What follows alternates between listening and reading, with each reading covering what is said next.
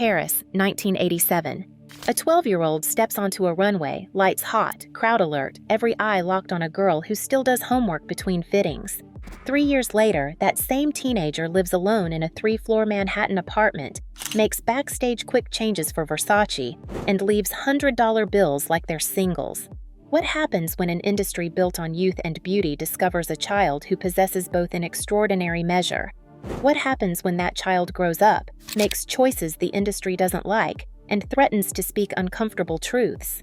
This is the story of Beverly Peele, a girl who broke racial barriers and made fashion history before she could legally drive, only to discover that the same industry that celebrated her youth would punish her for growing up.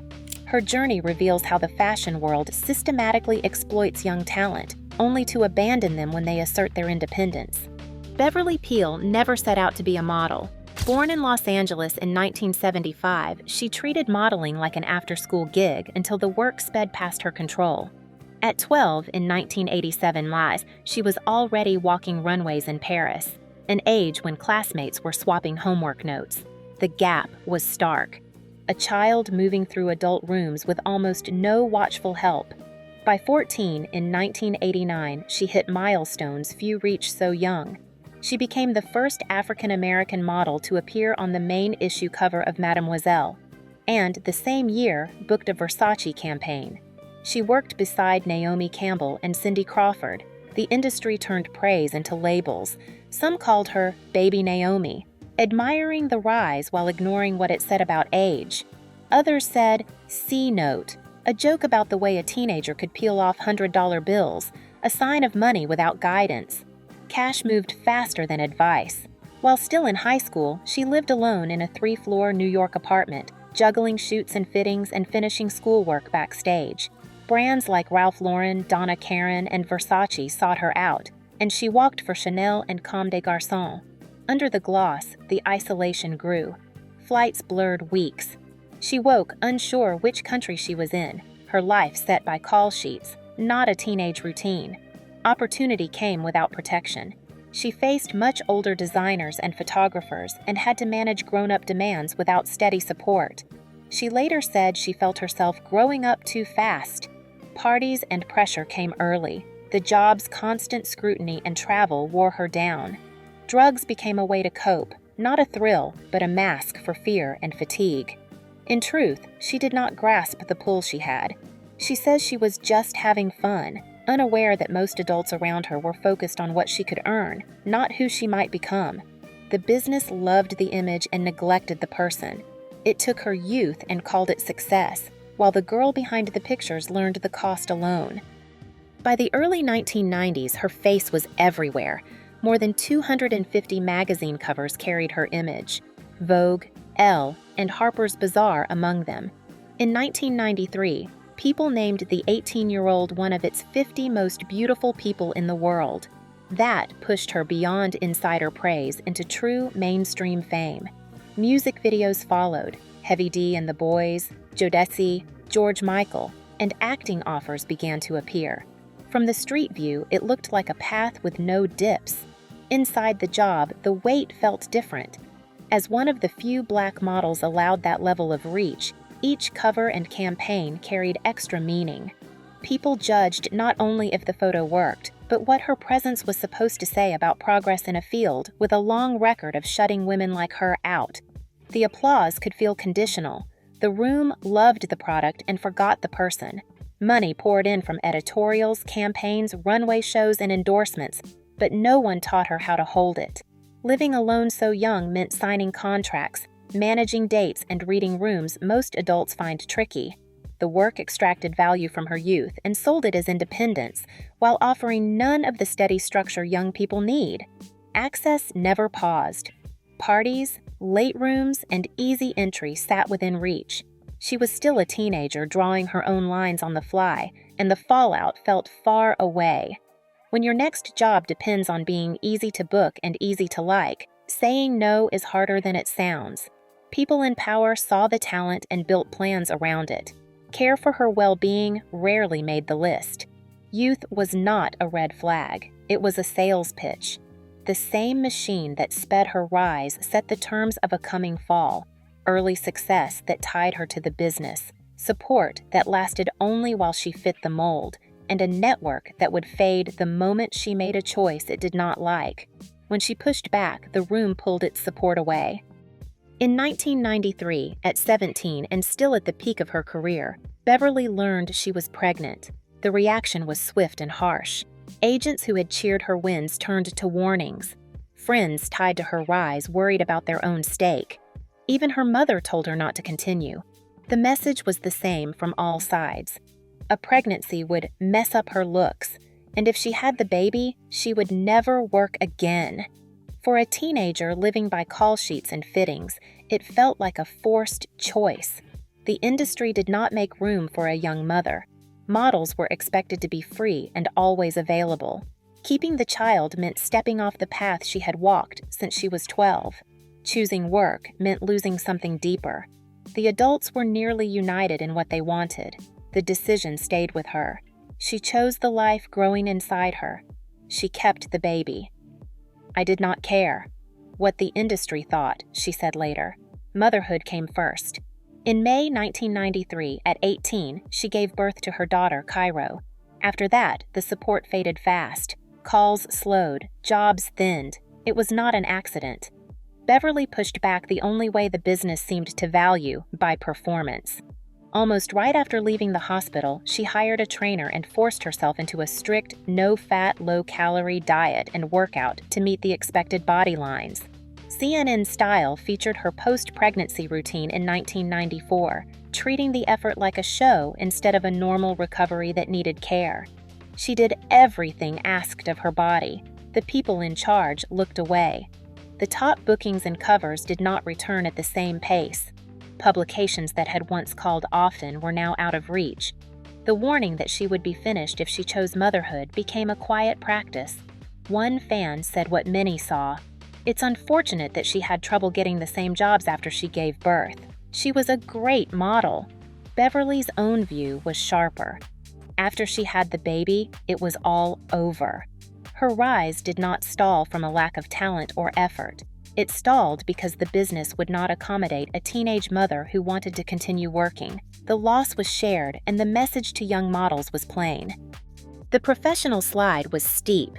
Income streams that had once seemed endless constricted quickly, and a young woman who had spent freely without adult coaching now had an infant and a scarce calendar. She tried acting, Sister, Girlfriends, and later a 2002 film. But the pivot couldn't replicate the security modeling had given her as a teenager. Depression crept in, and drugs reappeared. Years later, on the Tyra Banks show, she spoke directly about that period, her battles with drugs and depression, and the identity hole that opened when the title model no longer carried her life.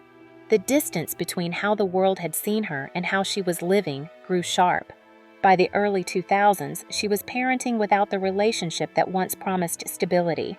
Money, which had come in flood years before, became a calculation. In 2005, desperation broke through judgment. She found a lost credit card at a supermarket and used it to purchase essentials: a refrigerator, washer, and dryer. She was caught and charged. In 2006, a judge sentenced her to 3 years of probation and 300 hours of community service and ordered restitution with additional fees. The tabloid view would call it a fall. The closer view shows a former teen star, cut off from the engine that had fed on her youth, furnishing a home with basics. The conditions that produced the mistake were the same ones that once delivered applause: a system that extracts early and leaves little behind when the spotlight shifts. Around 2000s, as Beverly searched for stability and another professional foothold, she met Peter Nygård, a Canadian fashion executive known for lavish parties, a fortune built on women's apparel, and a public persona projected from mansions. She attended a party at his Marina del Rey property. She later likened it to a big, beautiful treehouse, with lifestyles of the rich and famous on loop featuring Nygård himself. Within 2 days, he offered her a 3-year modeling contract. For someone squeezed out of the high end of the industry after becoming a mother, the offer looked like a lifeline. As soon as she accepted, he raped her. Beverly described it as lasting like an eternity, though the minutes were few. The point was not duration, but power. He took what he wanted. The next morning, a new BMW truck arrived at her home with a big purple bow. She sent it back. Silence followed. She was bound by a contract with her attacker, about to be married, and terrified of the consequences of accusing a wealthy man with lawyers and reach. She kept working with a game face, showing up for shoots while carrying a trauma she told no one. Then came a pregnancy she did not initially connect to the assault. She married her fiancé, who, like Beverly, was Black and thrilled to be a father. In the delivery room in 2001, their son, Trey, was born unmistakably white. The truth landed with impact that needed no words. Nygård was the father. Beverly was flooded with revulsion and grief. She struggled to hold or breastfeed her newborn. Her mother had to place the baby in her arms and help her bond. The marriage couldn't carry the weight of that revelation. They separated when Trey was about 10 months old. Ending the marriage didn't end the tie to her rapist. It ensured it would last for years. Nygård wanted to be involved in his son's life and had the means and counsel to pursue it. He tracked Trey's schooling and sports, contributed financially, and pressed for custody time, Christmases, summers, visits that required logistics, and often Beverly's presence. She brought her son to see the man who had assaulted her because she believed Trey deserved to know his biological father. The personal cost was staggering. Night terrors, screaming, sweating, waking to fear, lasted for years. Therapy was complicated by secrecy. Friends could sense strain without understanding it. She survived by compartmentalizing.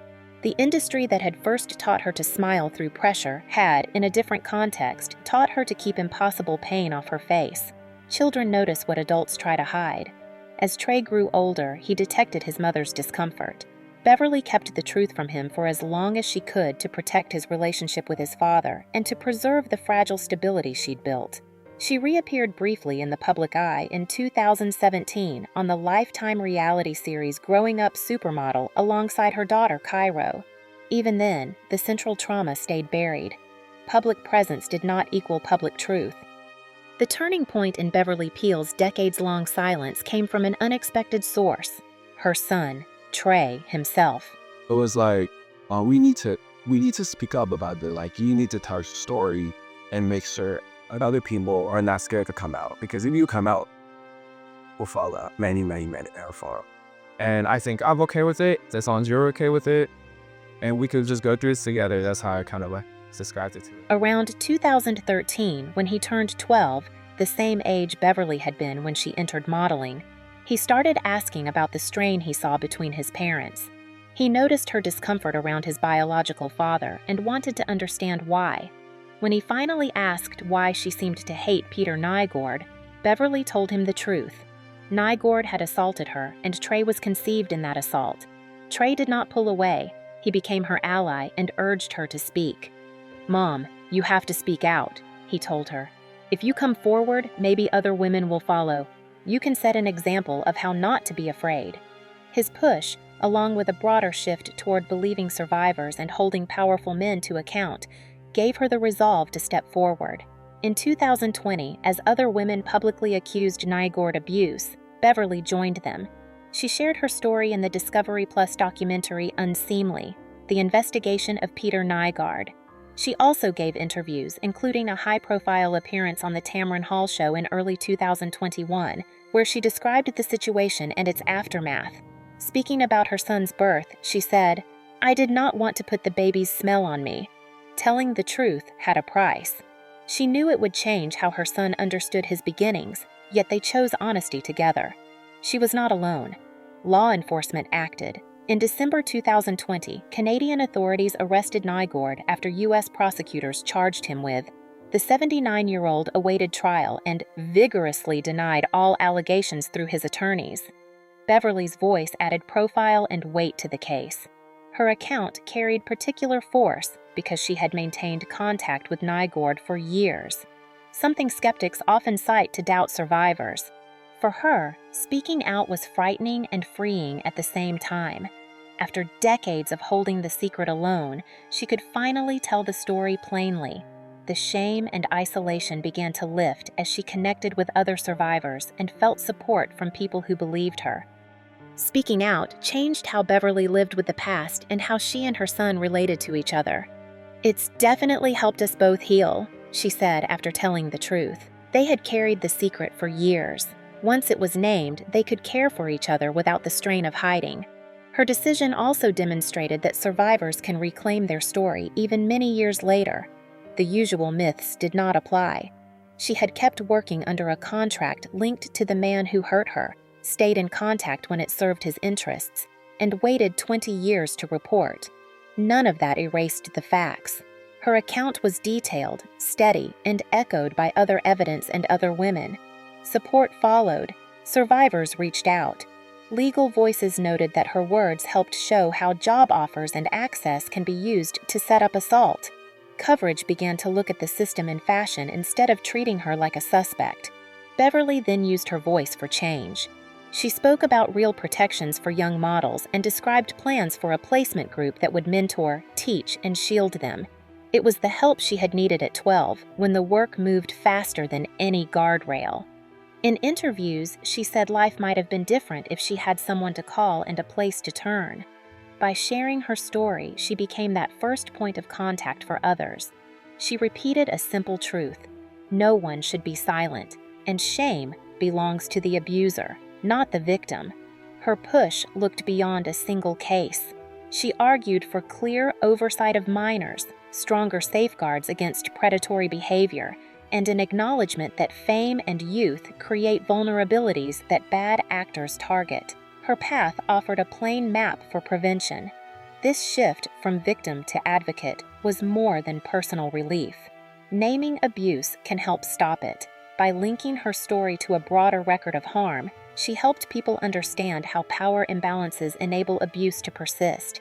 The effect extended further: more discussion about keeping young people safe, the long-lasting impact of early harm, and why late reports still deserve to be taken seriously.